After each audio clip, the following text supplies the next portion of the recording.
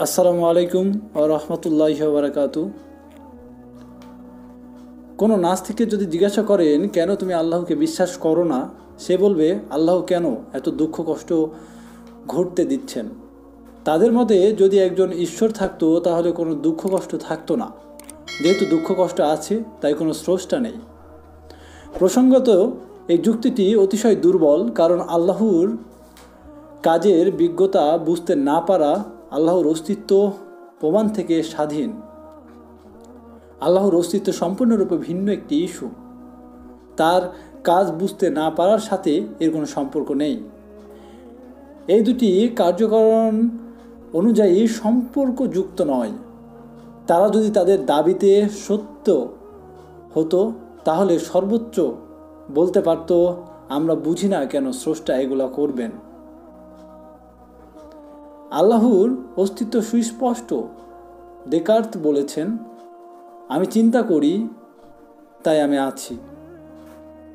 তার সন্দেহবাদ এমন চরম পর্যায়ে পৌঁছে গিয়েছিল যে সে নিজের অস্তিত্ব নিয়ে সন্দিহান হয়ে পড়ে। তাই যখন সে নিজের অস্তিত্ব আবিষ্কার করলো, সে বিশ্বজুড়ে বিখ্যাত হয়ে পড়ল। আমরা এই দর্শনে বিশ্বাস করি না। আমাদের জন্য আমি চিন্তা করি আল্লাহ আছেন। আমি চিন্তা করি এটাই আল্লাহর অস্তিত্বের সর্বাপেক্ষা যথেষ্ট প্রমাণ। আমার অস্তিত্ব আছে এবং আমার যে চিন্তা করার সামর্থ্য আছে এটাই প্রমাণ করে যে আল্লাহ সুবহানাহু ওয়া তাআলা আছেন। আমাদের আর কোনো প্রমাণের দরকার নেই। আমরা সবাই কোথা থেকে এসেছি, কে আমাদের সৃষ্টি করেছেন, আল্লাহ কুরআনে আমাদেরকে বলে দিয়েছেন।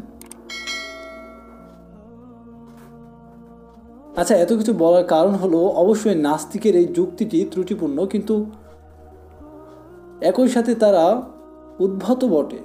কিভাবে বলছি? দুঃখ কষ্টের কারণে স্রষ্টার অস্তিত্ব অস্বীকার করার মাধ্যমে তারা মূলত বলছে আমরা চূড়ান্ত শান্তি ও চূড়ান্ত বিলাসী জীবন এবং পরিপূর্ণ আরাম আয়েশ পাওয়ার যোগ্য শুধু আমাদের অস্তিত্বের কারণে। আমরা যে আছি শুধু এই কারণেই আমাদের এইগুলো সব পাওয়ার কথা। ও আল্লাহ, আপনি যেহেতু আমাদের সৃষ্টি করেছেন, আমরা যা চাই তার সব কিছুই আপনাকে আমাদের দিতে হবে।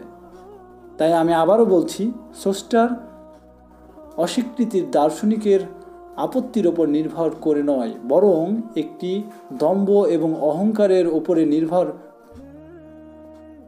করে করা হয়। এখানেই স্রষ্টার অস্বীকৃতির উৎপত্তির। আমরা এই ধরনের মানুষদেরকে বলি, তোমরা যে উদ্বেগ, উৎকষ্ট এবং দুঃখ কষ্টমুক্ত জীবন কামনা করো, আমরাও তা কামনা করি। মূলত আমরা আরও এগিয়ে যাই। আমরা আসলে বিশ্বাস করি এমন জগতের অস্তিত্ব আছে।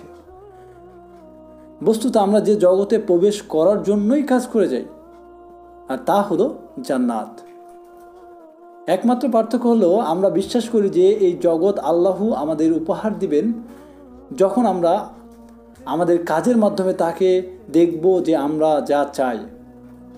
আর পক্ষান্তরে তোমরা কোনো কিছু না করেই সেই জগৎ দাবি করছো, আর যখন তা পাও না তখন সবথেকে বড় বুদ্ধিভিত্তিক ক্ষোভ নিক্ষেপ করো এবং বলো যেহেতু সে জগৎ এখানে নেই তাই আমি স্রষ্টাকে বিশ্বাস করতে চাই না। এই মাধ্যমে তোমরা মূলত ইবলিশের রোগে আক্রান্ত, অহংকারের রোগে আক্রান্ত।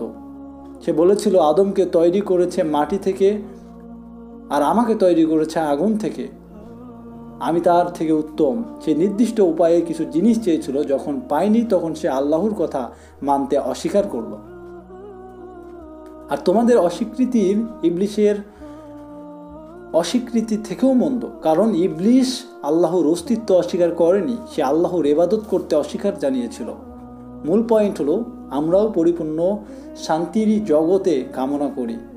কখনো সে জগতে পরকাল এই নামেই হলো চাপমুক্ত নিবাস।